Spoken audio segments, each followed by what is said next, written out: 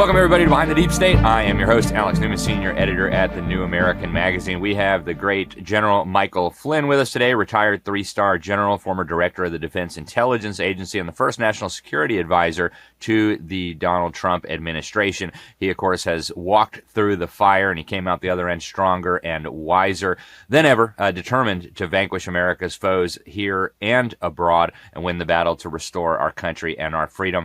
General, welcome to the program. Thank you very much for joining us. Thanks, Alex. Great seeing you and talking to you again, and I appreciate all that you continue to do as well.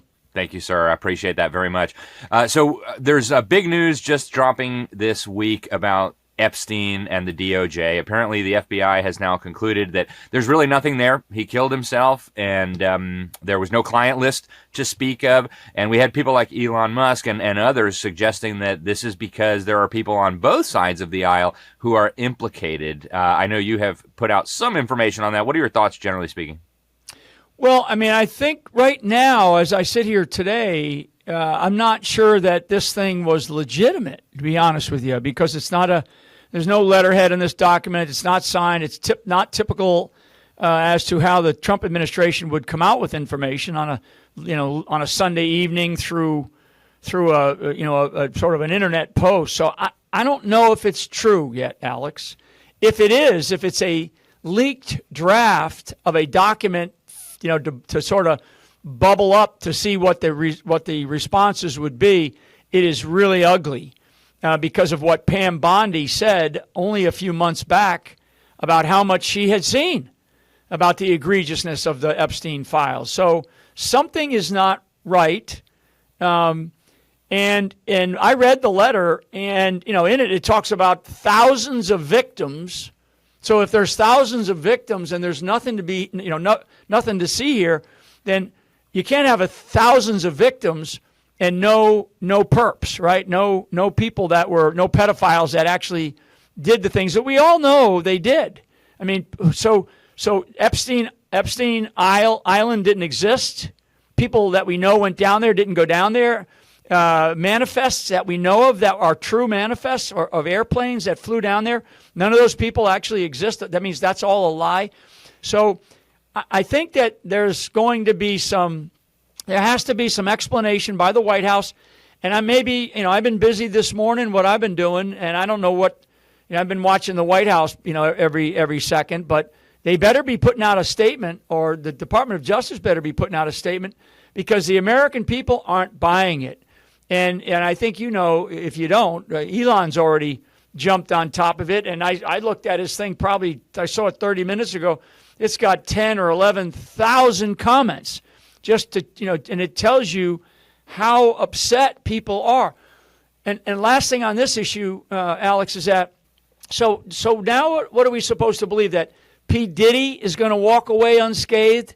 Epstein is going to walk away unscathed? So what does that mean? That the elites in this country that abuse children, that sexually abuse children, enslave children for their own gratification are going to walk away, but other people don't? I mean, no one should walk away, but clearly the elites in this country or elsewhere.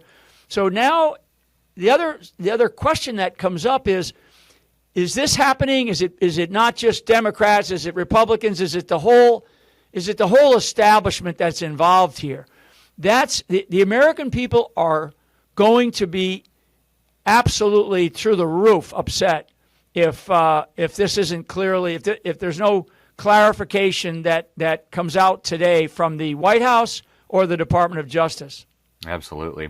And on that same note, General, we're getting more information now from the CIA, from the administration about what happened during the first administration. And you just put out a public memo saying, and you talk about some of this in your fascinating book. We're going to get to that in just a minute. But you say, we the people are fed up with having tons more evidence come out regarding Russiagate, yet sadly no one is getting arrested. There doesn't even appear to be an investigation, even though they tried to overthrow the presidency of these United States.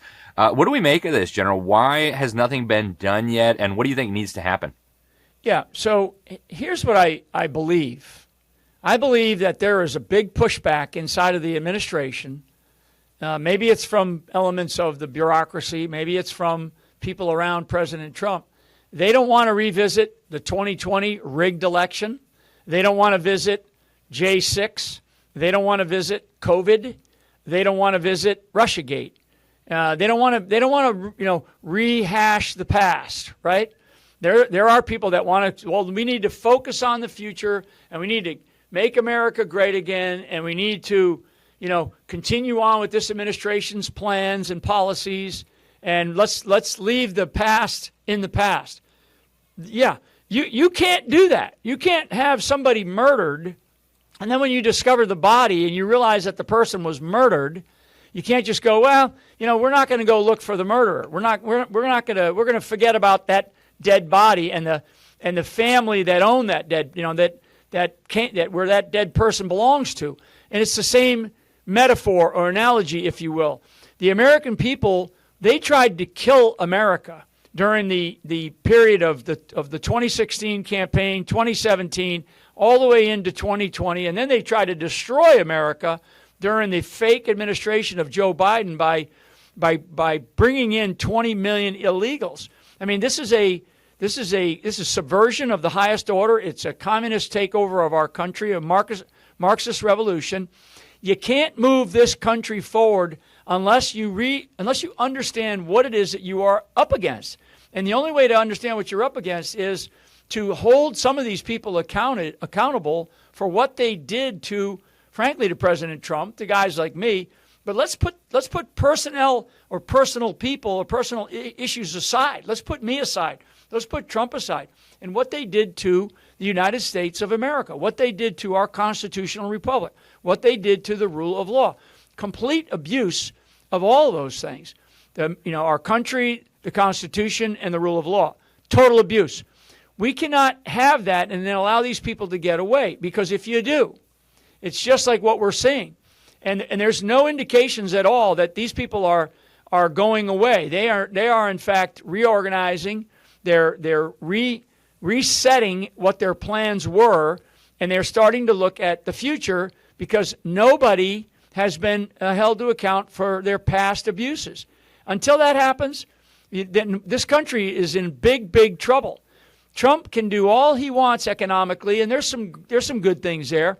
The big, beautiful bill, right? I mean, if you really dig deep in it, it does some good things with the border. It does some good things with some tax breaks. It does some good things with our military, for our military.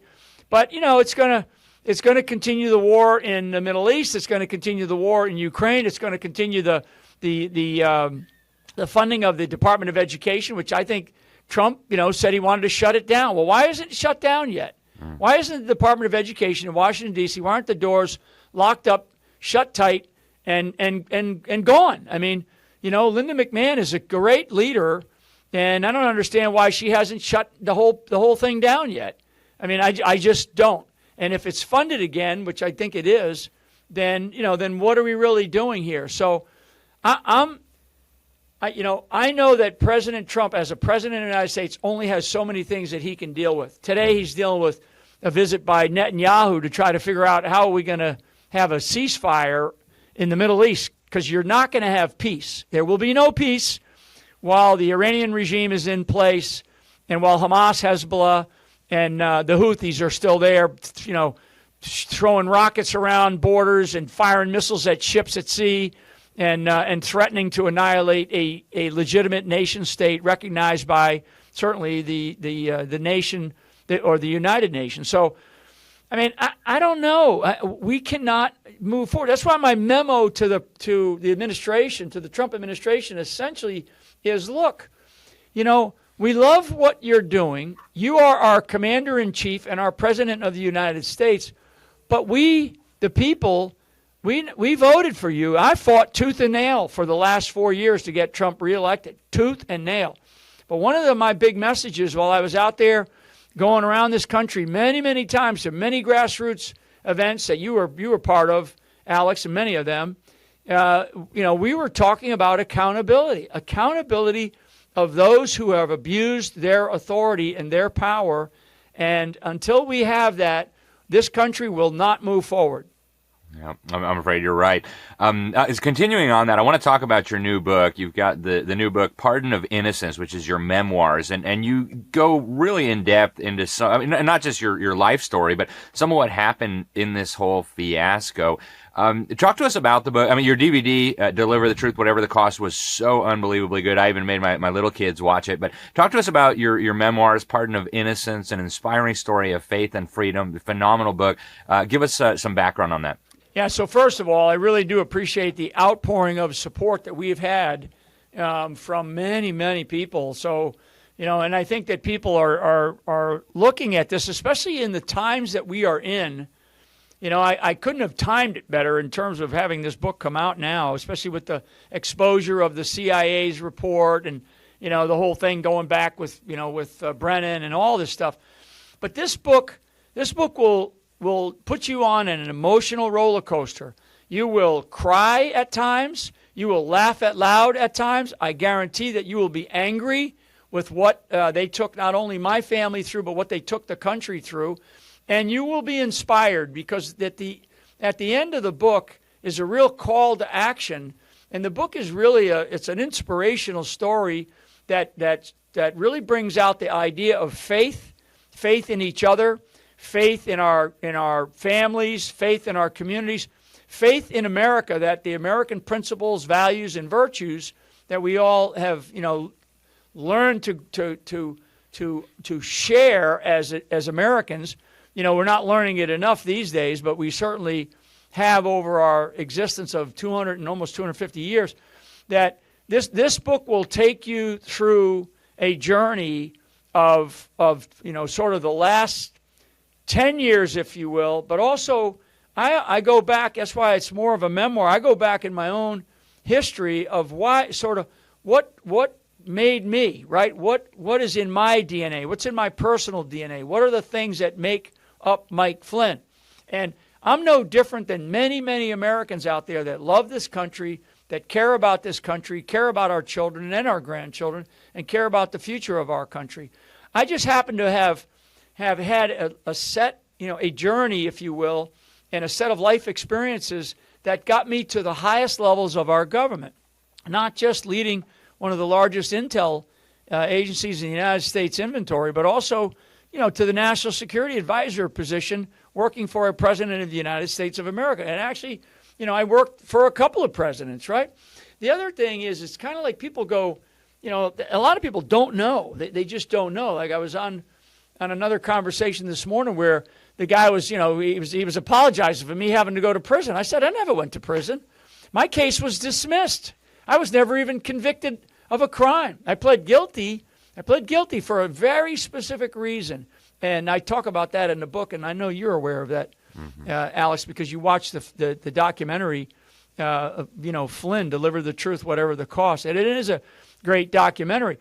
The reason why, normally, and on that sort of technical note, normally people write a book and then they develop a film from the book. I did the opposite. What I wanted to do is I wanted to get the film out because I wanted the film to come out at a time when we were still in the throes of a administration that was abusing its power, the Biden administration. So I did that and put it out, well over a year ago, almost 2 years ago now, and it got a lot of views. A lot of people watched it, thank God, and a lot of people saw things that they did not know. People that followed my case very closely. What I wanted to do is I wanted to wait on this book until really the results of the last presidential election. Because had we gone in the other direction, had we had the frightening aspect of a Kamala Harris regime, I'd probably be rolled up by the Stasi FBI right now. Trump would be in prison for the rest of his life. So I wanted to wait on this book because until I saw the results of the election. And then, it came out, of course, almost 6 months later, which just came out the 24th of June. So the timing of this book is very, very important because America is in a crucible position right now. I call it the third arc of U.S. history. And that arc means that we are in an existential period of time of our existence. And, That existential period means that if we don't get through this period of time with a person in the White House, namely Donald J. Trump, who won on a mandate because the American people were sick and tired of the uniparty nonsense that's been happening in Washington, D.C. We don't trust our government institutions. We don't trust our judiciary. We don't trust our educational institution. We have just, frankly, we've lost trust in damn near everything that our government is supposed to represent, and we've fallen back on ourselves. And actually, this is really where the founders, in fact, did warn us. John Jay in Federalist Paper number 2 and number 3, very important documents for people to read. John Jay warned us in those papers that the greatest threat that we will ever face will not be tyranny from without, but tyranny from within. Abraham Lincoln, not very many years after John Jay warned us. In fact, in the early 1830s, this is before Lincoln was a president in 1860s during the Civil War, he warned us again about suicide from within, that's the way it would always be, because these were learned men at the time, as we are now. And when we study the subversion and espionage that does occur from adversaries who have a completely different ideological belief system, and they have an ideological underpinning that is adverse to what we have. And what they want is they want our nation, and they frankly want the resources that our nation can provide, but they want our nation to represent what they believe, which is a version of Marxism, communism that is very real. These are not theoretical things that that you can study on the internet. These are real things, and they're run by, these efforts are run by real people, and they are we call them fellow travelers, right? So you have an adversary like China who's subverting our healthcare system, our education system, and our law enforcement system by simply introducing drugs into our society, right? Just a simple introduction of methamphetamine earlier, right? And now fentanyl, which is the newest drug, and it's actually changed a bit. So there is a new version of fentanyl. Or we have these other bio types of attacks that we have seen, whether it's a joint partnership between university systems in this country and CDC and China. I mean, I want people to understand that we are at risk always because there is an adversary that is a big adversary that sees America as its enemy, not as a trade competitor, right? This is not a system where they're looking at it and going, oh yeah, we can have free trade with America. If that was the way that they believed, then we wouldn't have the problems that we have. We have almost no manufacturing ability in our country right now, right? We can't even build our own ships, cars, and tanks. I mean, and if we do, it's very small niche elements that stuck with trying to be America first, right? For many years, not just because Trump showed up. We have lost the prowess of what American ingenuity was always known for at the turn of the last century in the age of industrialization. So I want people to grasp this, and I don't want it to just be Mike Flynn crying from the wilderness, or Alex Newman, or Alex Jones, or others who are out there who are sounding the alarm that our nation is at a, like I said, at a crucible moment in this arc of history. And if Donald J. Trump doesn't get it right and doesn't use the system as it is meant to be used, then we could be in big trouble. And one of those elements is our election system. If Donald Trump doesn't correct the election system for 2026, I think we're going to continue on this rapid spiral downward into the decline of America. And the fact of life is that nation states, empires in the history of the world have risen and they have fallen. And the average time for the 7 biggest empires in the history of the world, from Rome to Athens to the Ottoman Empire, the average lifespan is about 250 years of all times, right? So here we are. Clock is ticking, huh? General, you're going to be one of the keynote speakers at the JBS Leadership Summit coming up on September 13th. I will be there. Catherine Austin Fitts, some members of Congress will be there. Will you be going into more depth on this? And any chance some of the people there might be able to get your book signed if they see you there? Yeah. So I've spoke at the JBS Forum this past year, and what a great group of people, wonderful patriots, boy. If nothing else, they are patriots. And so the answer to your questions are yes. I will, we'll see between now and then how much more occurs, because, I want to see accountability. That's sort of my thing right now. I want to see accountability. I mean, I know that our country, with the likes of President Trump and his sort of inner strength and drive, he will continue to beat the drum of strengthening our economy and getting our country, back on our feet, especially viewed as global leaders again. That's important. But the accountability issue is going to be front and center here. And, I haven't even used the word, child or children.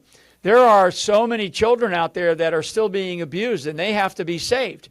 And so we have got to never forget about the children that came in with this 20 million that are trafficked by our own government, by the Department of Homeland Security, trafficked by elements within our own government. So there's between now and September, there will be a whole bunch of things that are going to happen. I will speak to always a call to action, and always about the future. Where do we need to be? Solutions that we need to be considering. And of course, I'll probably bring some books to sign. Maybe I'll do a signing event there. That would be fantastic. Looking forward to it, General. We've only got a few minutes left. I want to ask you now, speaking of solutions, what are some things that everyday Americans can do? You talk a lot about local action and national impact. What are some things that people can do at their local level in their states to try to bring about the kind of accountability, the kind of changes that you're talking about here? Yeah, I think more and more people need to come together, particularly in churches. I mean, this is why the government under Biden and frankly under communist rule, they hate churches, because churches are where people can organize. And if you fall back on the Bible, you're going to find strength in the Bible, because the Bible tells us essentially not only to love but to be strong, right, in His faith. So, but I think people need to renew their faith and find it maybe in some church that you actually can believe in. That's number one. I think number two is the idea about getting involved in a community is so important. There's leaders out there that are listening to this or that will hear this message that have always said, I don't know, maybe I'll do this, maybe I'll do that. Now's the time to stand up and go in there and maybe run for local office. Maybe get involved, maybe get behind somebody who you believe in and help them win, help them get into local office. I mean, that includes all the way on up to governors and frankly presidents, but certainly at the local level. I mean, we got to be voting down to dog catcher level here, folks. The latest result of the primary in New York City, which has got a lot of national, international attention, that guy won because 9% showed up to vote in a primary. 9%. Can't have that. So people have to understand that, Americans have to understand that they have duties and responsibilities as citizens that allow us to have the privileges and the rights that we have. And in order to maintain those privileges and rights, we've got to get involved in our communities in a much different way. And I know everybody's got their thing going, and a lot of old people like me go, well, then why aren't those kids doing it? They need to do it. I did mine. Those kids need to do theirs. No, we caused their problems. So my generation caused the problems that our country is facing, because we took it for granted that the people that we voted into Washington, D.C. or into, whatever your state capital is, we voted those people in thinking that they were going to be good, decent people, and they've actually turned on us. I mean, the federal bureaucracy and the uniparty that exists in Washington, D.C., both big parties, right? I mean, Elon Musk is trying to establish a third party. I don't know. I mean, to me, it's like, we have got to get better people. We've got to get leaders and not politicians, right? And that's what we need to find out there in our country. I know our country has good leaders. We have great leaders in our country. We have great leaders that come out of our military and our veterans, and we need more veterans running for office. We have great leaders in business who need to say, look, I'm going to put my wealth accumulation to the side for a time, and I'm going to go run for office and hopefully win. And when I win, I'm going to get in there not forever like most of these politicians do, but for a period of time where I'm going to shake things up. I'm going to make a difference and then go back to being a great businessman or woman in your community. I mean, that's what we need, and we need more and more people to do that. Amen. General Flynn, we've only got 3 minutes left. Are you hopeful? Are you optimistic that we can turn the tide here and save our country in this critical moment? I'm optimistic that we can turn the tide. I am optimistic in the American people that we can do it. I'm not optimistic on the time to do that. So I'm where my negativity or pessimism comes in is like, I don't know if we're going to fix it in a 2-year or 3-year period of time, right? Because we are already 6 months into this administration. So I'm not sure we're going to fix it in that period of time. But I am optimistic in the outcome because the American people are not done. The American people are built for determination and discipline and sacrifice. As much as we think we're a lazy society and we don't do all these things, yeah, there's segments of our country that are like that, but that's not the majority. The majority of the American people are very determined, very patriotic, and very blessed, and very faith-driven. And I think that we all understand that family still matters, country still matters, patriotism still matters, putting bread on the table still matters, a hard work ethic still matters. All these things still matter to the majority of the American people. To get there in one presidency, I don't see it. Can Trump start to crush through the bureaucracy, to break down the walls of defiance that we face? I believe that he can start to get us back on this path of freedom, and where we're able to have sort of a journey that returns us to a nation based on virtues and values that we care about. That's what I believe.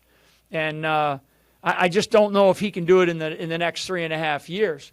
I mean, he's got some big decisions to make here in the coming weeks and months, and I will pray for him, and I will advise at times. You're right, on some of these decisions that I think he needs to make, and they're not easy, and they come with consequences that matter. So anyway, people just need to think about what is my purpose in life, and then go after it.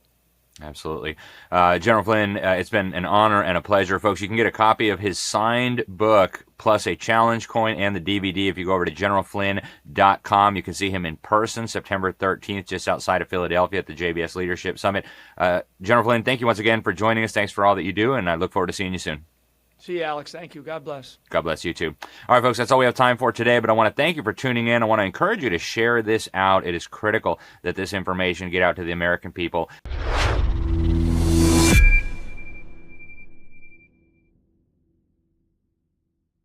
Have you heard the latest from the United Nations? They're telling us to eat bugs. They say that it's going to help save the planet. They're even developing a list of bugs for us to eat and regulating how they're going to bring them to us. I don't know about you, but I am not eating bugs. To learn more about what the United Nations has planned for you, visit thenewamerican.com to subscribe and get 25% off the cover price.